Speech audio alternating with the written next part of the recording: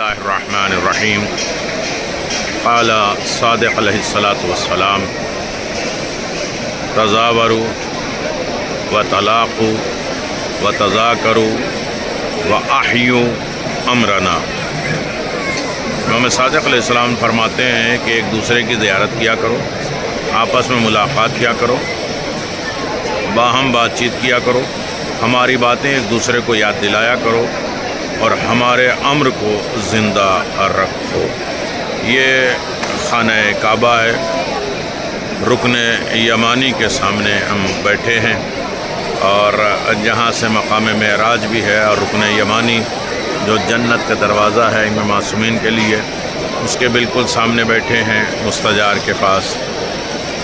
یقیناً سب سے بڑی دولت یہ ہے کہ جب یہاں سے انسان کوئی دعا مانگتا ہے تو ملائکہ آمین کہتے ہیں، 70,000 ملائکہ، اور اس میں اہم ترین زیارت اور دعا اعمال یہ ہے، بسم اللہ الرحمن الرحیم، ربنا آتنا فی الدنیا حسنہ وفی الآخرۃ حسنہ وقنا عذاب النار۔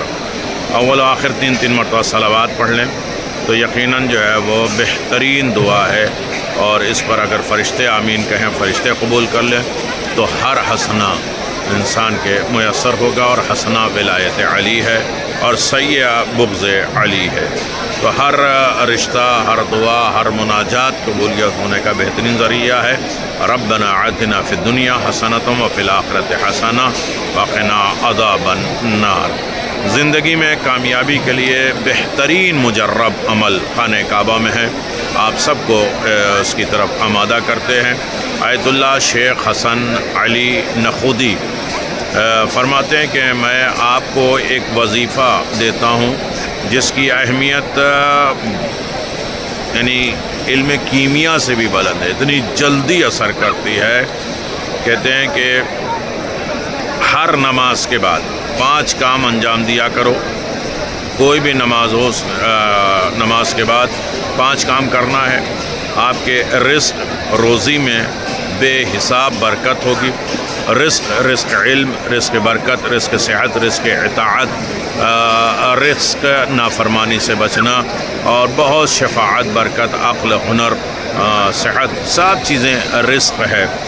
ان تمام چیزوں کے رزق کے لیے بہترین ہے کہ ہر نماز کے بعد یہ 5 چیزیں پڑھی جائیں اور اس کے معنوی اور اس کے اثرات حاصل کیے جائیں۔ سب سے پہلے نماز ختم ہو جائے تو زانو بھی نہ بدلیں، اور اسی طرح تشہد کے عالم میں بیٹھے ہو کے تسبیح جناب فاطمہ زہرا سلام اللہ علیہا پڑھیں۔ پھر 1 مرتبہ آیت الکرسی وہو العلی العظیم تک پڑھیں۔ پھر سورہ قل هو اللہ 3 مرتبہ تلاوت کریں۔ پھر 3 مرتبہ صلوات پڑھیں، اور پھر سورہ طلاق کی آیت نمبر 2 اور 3 کو 3 بار پڑھنا ہے۔ وَمَن يَتَّقِ اللَّهَ يَجْعَل لَّهُ مُخْرَجًا وَيَرْزُقْهُ مِنْ حَيْثُ لَا يَحْتَسِبُ وَمَن يَتَوَكَّلْ عَلَى اللَّهِ فَهُوَ حَسْبُهُ إِنَّ اللَّهَ بَالِغُ أَمْرِهِ قَدْ جَعَلَ اللَّهُ لِكُلِّ شَيْءٍ قَدْرًا۔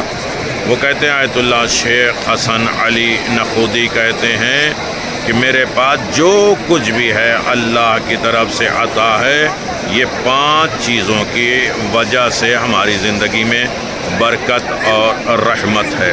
لہذا ہر انسان کو یہ عمل انجام دینا ہے کہ اس کی زندگی میں برکت اور رحمت ہو۔